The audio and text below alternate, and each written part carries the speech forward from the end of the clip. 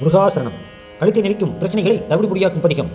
கருமை வலிகளின் அதிகம் பாதிக்கப்பட்டவர்கள் ஒவ்வொரு நாளும் காலை 6 to 7 மணிக்குள் சூரியனை முன்பாக முருகனாக பாவித்து சூரியனை கைகளை தலைக்கு மேல் தூக்கி வணங்கி உள்ள முருகி ஸ்ரீ கந்தகுரு கவசத்தை இந்த வரிகளை நாம் பாடும்பொழுது கஷ்டங்கள் குறைந்து மனதிற்கு நிறைவான வளங்கள் பெற முடியும்.